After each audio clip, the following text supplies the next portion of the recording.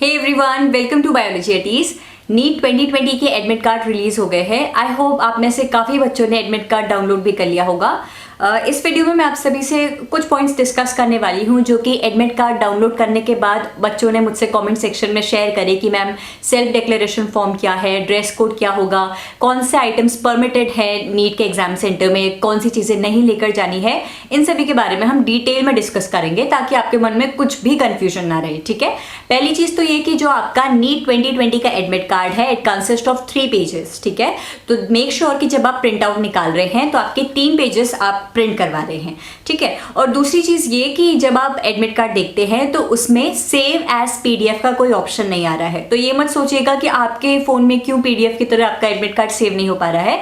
अगर आपको as PDF अपने एडमिट कार्ड को सेव करना है तो काफी सारी एप्लीकेशंस होती हैं, काफी सारी एप्स होती हैं जो कि वेब पेज को डायरेक्टली एज पीडीएफ सेव करती है। आप उसे डाउनलोड कर दीजिए या फिर आप फॉर टाइम बिंग आप क्या करिए, अपने एडमिट कार्ड का अपने फोन में स्क्रीनशॉट ले लीजिए और उसके बाद जब आपको प्रिंट आउट कराना होगा अपने एडमिट कार्ड का, साइबर कैफे जाकर डायरेक्ट प्रिंट आउट करा दीजिएगा या फिर आपके घर में अगर प्रिंटर है तो डायरेक्टली प्रिंट आउट निकाल दीजिए। ठीक है, और एक और चीज होती है कि बच्चों को एक कंफ्यूजन रहती है कि मैम प्रिंट आउट कलर निकाले या ब्लैक एंड व्हाइट निकाले। अगर कलर निकल जाता है तो बहुत अच्छी बात, लेकिन अगर आपके घर के आसपास ऐसी शॉप्स है जहां पर कलर्ड प्रिंटर्स नहीं है, सिर्फ ब्लैक एंड व्हाइट प्रिंट निकल सकता है, तो भी कोई बात नहीं। ऐसा कुछ नहीं होता है कि आपको कलर्ड प्रिंट आउट ही निकालना है तभी आपको एग्जाम में एंट्री मिलेगी। ठीक है, अब पहले पेज पर आते हैं जो है आपका page number 1 of your NEET admit card. तो आपका जो पहला पेज है आपके एनटीए नीट एडमिट कार्ड का, उसमें शुरुआत में आपकी पर्सनल डिटेल्स है। उसके बाद अगर हम सेकंड हाफ में आते हैं, फ्रंट पेज के सेकंड हाफ पे आते हैं, तो यहाँ पर है आपका सेल्फ डिक्लेरेशन या फिर अंडरटेकिंग फॉर्म। ये फॉर्म किस लिए है? ताकि आपकी हेल्थ को भी प्रायोरिटी दी जाए। अगर कोई बच्चा है जो कि फीवर, कफ, इन सब के सिम्टम्स से गुजर रहा है तो उसके बारे में एग्जाम सेंटर में जितने भी इन्विजिलेटर्स होंगे उनको पता चल सके।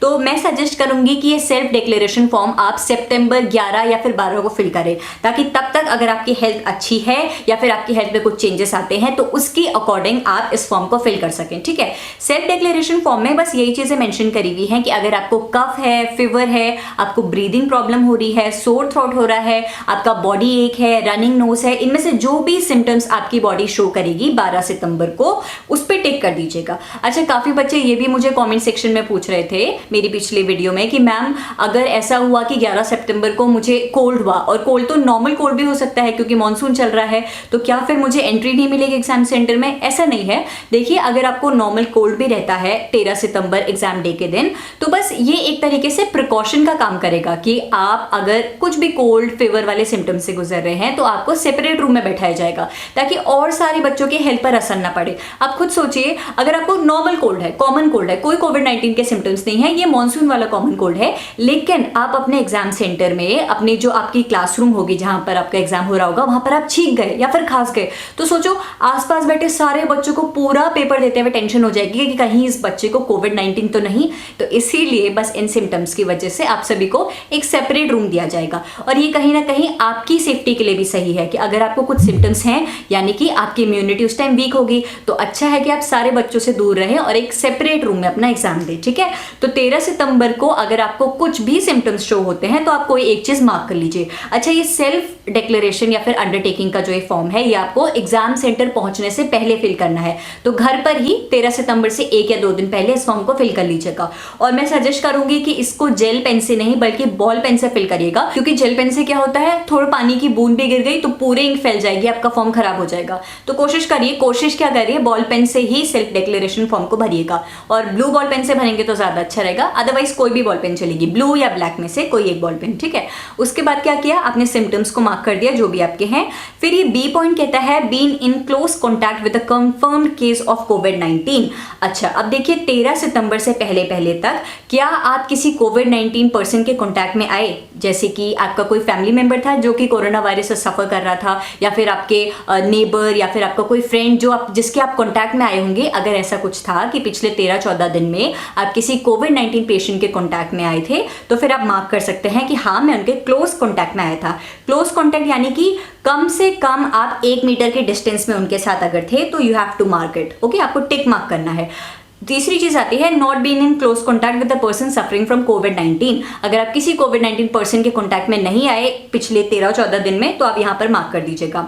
अच्छा, जो इसका डी पॉइंट है ये कहता है कि आपकी ट्रैवल हिस्ट्री आपको बतानी है पिछले 14 दिन में 13 सितंबर से पहले तक, यानी कि सितंबर 1 से लेकर हम कह सकते हैं सितंबर 13 तक, क्या आप इस बीच अपने एग्जाम सेंटर की जो सिटी है उसके अलावा किसी और सिटी में ट्रैवल करके आए थे, तो उस सिटी का नाम लिख दीजिए। फॉर एग्जाम्पल अगर मैं कहती हूँ कि मेरे एग्जाम सेंटर की सिटी दिल्ली है, लेकिन मैं 5 सितंबर को देहरादून होकर आई थी, तो मैं लिखूंगी कि मैं नेम ऑफ सिटी या कंट्री में फर्स्ट सिटी में डालूंगी देहरादून, और मैं वापस से अपनी दिल्ली एग्जाम सेंटर में कब आ गई थी, 10 सितंबर को आ गई थी। तो उसी तरीके से पिछले 14 दिन में अगर अपने एग्जाम सेंटर वाली सिटी के अलावा आप किसी भी और सिटी में होकर आए थे तो उन सिटीज का नाम मेंशन कर दीजिएगा, ठीक है। पॉइंट नंबर 3 कहता है the health and wellbeing of a communities are first priority. हाँ, इसमें यही दिया हुआ है कि हमको अपनी हेल्थ को पहली प्रायोरिटी देनी है, और अगर हमें लग रहा है कि हमारे अंदर कुछ सिम्टम्स हैं कोविड-19 वाले, या फिर अगर हमें लग रहा है कि हमारी इम्यूनिटी वीक है, या फिर इन 14 दिनों में हम किसी ऐसे लोगों के कॉन्टैक्ट में आए थे जो कि कोविड-19 के सिम्टम्स शो कर रहे थे, तो हम लोगों को कहीं ना कहीं खुद ही प्रिकॉशंस लेने होंगे, क्योंकि डायरेक्टली और इनडायरेक्टली हमारी हेल्थ की वजह से पूरी कम्युनिटी की हेल्थ पर फर्क पड़ने वाला है, ठीक है। पॉइंट नंबर 4 में लास्ट में आपको यही दिया हुआ है कि आपको अपनी फोटो यहाँ पर पेस्ट करनी है। कौन सी फोटो? जो कि आपकी एडमिट कार्ड में लगी हुई है वो वाली फोटो आपको यहाँ पर पेस्ट करनी है। उसके बाद आपके लेफ्ट हैंड थंब इंप्रेशन लगेगा। मेक श्योर कि आपका लेफ्ट हैंड का जो थंब इंप्रेशन है वो एकदम क्लियर हो। खूब सारे थंब इंप्रेशन मत लगा दीजिएगा कि ये अच्छे से नहीं आया, दोबारा लगाता हूँ। एक बार रफ में लगा दीजिएगा, फिर उसके बाद दोबारा से clear thumb impression, left impression आपको लगाना है, ठीक है। उसके बाद योर पेरेंट्स सिग्नेचर, और लास्ट में जो आपका यहाँ पर वाला सिग्नेचर है ना, कैंडिडेट सिग्नेचर, ये आप अभी साइन नहीं करेंगे। जो आपके राइट मोस्ट कॉर्नर पे कैंडिडेट सिग्नेचर लिखा हुआ है, ये आपको आपके एग्जाम सेंटर पे ही साइन करना है। तो अभी आपको क्या करना होगा, आपको सिर्फ अपनी फोटो पेस्ट करनी है, अपने लेफ्ट हैंड थंब इंप्रेशन लगाना है, अपने पेरेंट्स से सिग्नेचर करने हैं, और आप अपना फाइनल साइन एग्जाम डे के दिन करेंगे। तो ये तो बेसिक डिटेल्स थी आपके एडमिट कार्ड की। अब आते हैं हम पेज नंबर 2 पे। पेज नंबर 2 पे भी काफी सारे पॉइंट्स दिए हुए हैं, लेकिन मैंने इंपॉर्टेंट पॉइंट्स को हाईलाइट किया हुआ है, तो वो मैं आपसे डिस्कस करूंगी। सबसे पहली चीज, आपको टाइम पर अपने एग्जाम सेंटर पे पहुंचना है। ये कोई बोलने की बात नहीं है, आप लोग इतने मैच्योर हैं कि आप लोगों को पता होगा कि एग्जाम आपका 2 बजे से शुरू हो रहा है, तो मिनिमम 1 घंटे वरना 1.5 घंटे पहले तो एग्जाम सेंटर पे पहुंच जाइए, क्योंकि काफी सारी चेकिंग भी होगी। अगर आप सिख हैं और हाथ में बैंड पहनते हैं, अगर आप मुस्लिम कम्युनिटी से बिलोंग करते हैं, हिजाब पहनते हैं, बुरखा पहनते हैं, या फिर कोई भी और रिलीजियस अटायर है जो कि आप पहनते हैं, तो आप प्लीज जल्दी जा लीजिएगा एग्जाम सेंटर पे, क्योंकि प्रॉपर चेकिंग होगी आप लोगों की, है ना। और बाकी जीन्स पहनना प्लीज अवॉइड करेगा। ऐसे कोई भी कपड़े जिनमें ज्यादा पॉकेट्स हो, डार्क कलर के कपड़े जिनकी वजह से आप डाउट में आ जाए, इन्विजिलेटर की नजरों में आ जाए कि इसके पास चीटिंग का कुछ सामान हो सकता है, ये सारी चीजें अवॉइड करिएगा। मैं तो ये सजेस्ट करूंगी कि लाइट कलर के कपड़े पहनिए, हाफ स्लीव्स कपड़े पहनिए, लड़की हो या लड़का हो, हाफ स्लीव्स के टॉप, टी शर्ट ये सब पहनिए, नॉर्मल पैंट्स पहनिए, या फिर आप ट्राउजर्स पहन सकते हैं जिनमें कम से कम पॉकेट्स हो, है ना। मतलब कहने का मतलब बस ये है कि लाइट कलर के क्लोथ्स पहनने हैं, पॉकेट्स अवॉइड करने हैं। काफी सारे बच्चों की मेडिसिन भी चल रही होती है, अगर वो किसी ऐसी डिजीज से सफर कर रहे हैं कि उन्हें फ्रीक्वेंटली मेडिसिन लेनी पड़ती है। फॉर एग्जाम्पल अगर आप अस्थमा अगर आपको है और आपको पंप की जरूरत पड़ती है, या फिर कोई भी ऐसी चीज, अगर आप ब्लड प्रेशर की दवाई लेते हैं, कुछ भी चीज जो कि आपको लगता है कि 2 से 5 बजे के बीच आपके मेडिसिन का टाइम होता है, तो आप पहले ही एग्जाम सेंटर पे बता दें कि मैं अपने साथ अपनी मेडिसिन भी लेकर जा रहा हूं, क्योंकि इस टाइम पर मुझे मेडिसिन खानी होती है, ठीक है। इन चीजों का आपको खुद ध्यान रखना होगा। आपका एग्जाम होने के बाद जब 3 घंटे पूरे हो जाएंगे तभी आप एग्जाम सेंटर से बाहर निकल सकते हैं। ऐसा नहीं कि आपका 1.5 घंटे में पेपर हो गया तो आप बाहर आ गए, ऐसा बिल्कुल भी नहीं होगा। 3 घंटे बाद ही सारे स्टूडेंट्स को बाहर जाने का मौका मिलेगा। आपको एग्जाम डे के दिन क्या क्या चीजें कैरी करनी है, मैं क्लियरली सुन लीजिएगा। पहली चीज, your admit card. Admit card में आपका क्या होगा, आपका अंडरटेकिंग का ये फॉर्म होगा जो कि आपने फिल किया हुआ होगा, ठीक है। ये तो मोस्ट इंपॉर्टेंट है।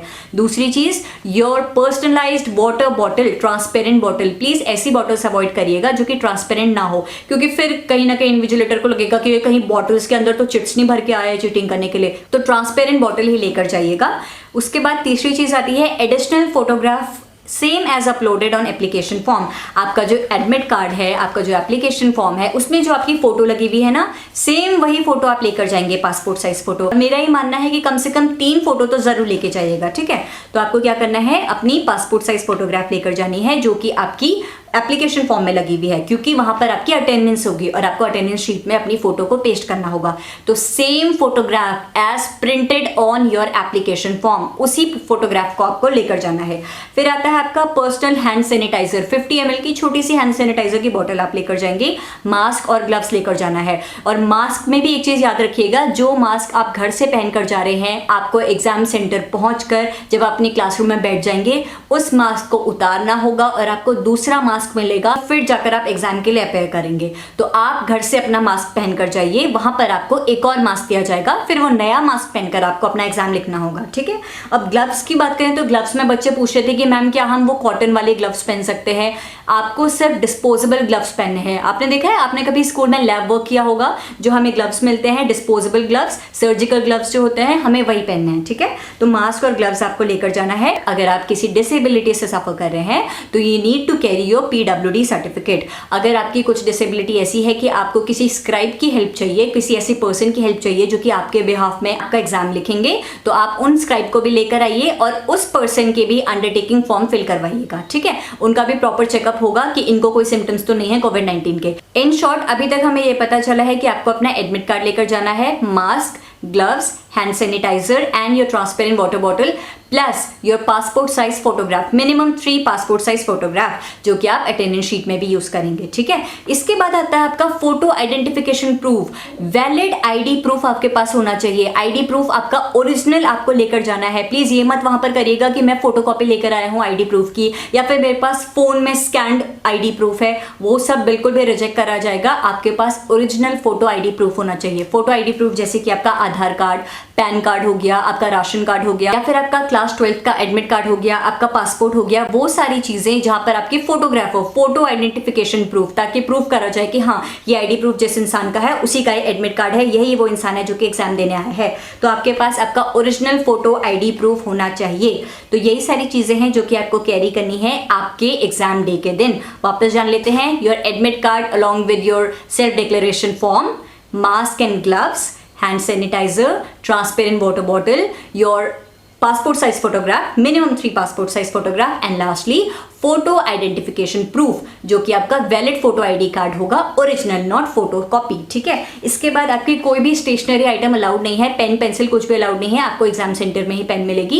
इलेक्ट्रॉनिक गैजेट्स अलाउड नहीं है, मोबाइल फोन्स अलाउड नहीं है, तो प्लीज कैरी मत करिएगा, क्योंकि वहां पर ऐसा कोई इंतजाम नहीं होता है कि आपके ये सारे सामान रखने के लिए अलग से स्पेस दिया हुआ हो, ठीक है। हाँ, अगर आपको आपकी मेडिसिन चल रही है जैसे कि मैंने बताया, तो आप पहले एग्जाम सेंटर में चेकिंग के दौरान बता दीजिएगा कि मैम ये सर मेरी मेडिसिन होती हैं, मुझे फ्रीक्वेंटली मेडिसिन खानी होती है और इस पर्टिकुलर टाइम में मुझे मेडिसिन लेना जरूरी है, तो प्लीज मुझे अलाउ कर दीजिए, ठीक है। अब जब आपका एग्जाम हो जाएगा, पेज नंबर 3 पर मैं आ गई हूं।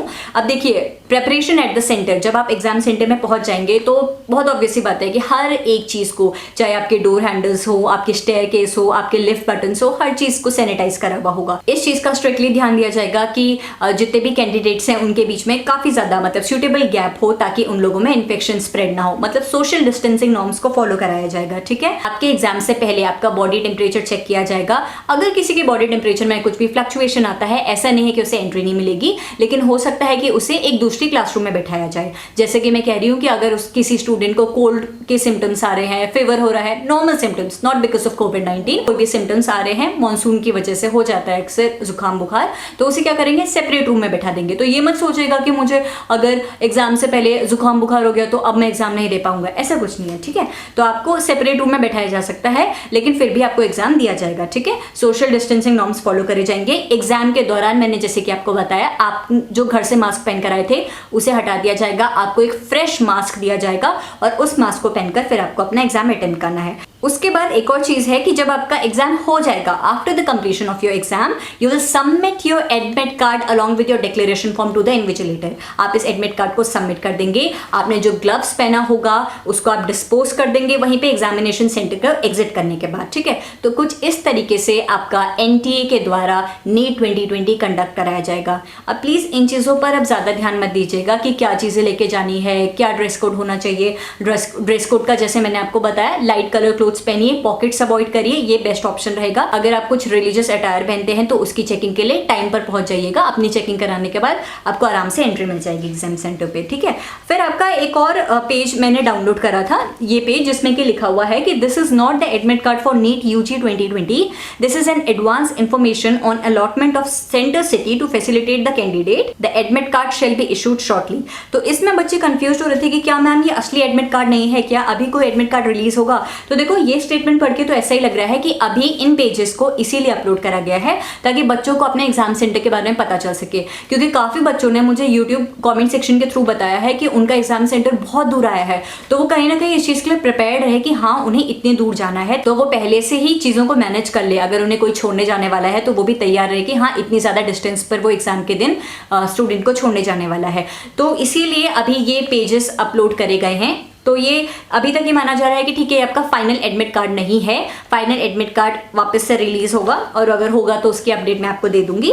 अभी तक तो हमारे लिए यही हमारा फाइनल एडमिट कार्ड है। अब बस एडमिट कार्ड के बारे में आपको पता चल गया है, ड्रेस कोड के बारे में आपको पता चल गया है, items to be carried in exam centre के बारे में आपको पता चल गया है। अब इन चीजों के बारे में ज्यादा सोचकर, ज्यादा रिसर्च कर अपना टाइम वेस्ट मत करिएगा, प्रेपरेशन शुरू कर दीजिए। मैं preparation strategy videos daily upload कर रही हूँ, मोटिवेशनल वीडियोस अपलोड कर रही हूँ। अभी तक मैंने फिजिक्स, केमिस्ट्री, बायोलॉजी की 15 days 20 days strategy videos upload कर दी है, लिंक मैं डिस्क्रिप्शन में प्रोवाइड करा रही हूँ, आप चेक कर सकते हैं। प्लीज बहुत अच्छे से, काम रहते हुए, पॉजिटिव रहते हुए प्रेपरेशन करिए। इस टाइम पर जितना डरेंगे, जितना ज्यादा कंफ्यूज्ड होंगे तो उससे तो वैसे भी सिलेबस कंप्लीट नहीं होगा, ठीक है? तो मेरा बस ये मानना है कि अपने 100% एफर्ट्स दीजिए, देखी जाएगी जो भी होगा। Okay, all the very best for your preparations and if you like this video make sure you hit the like button and subscribe to my channel for the upcoming videos. Thank you so much for watching this video.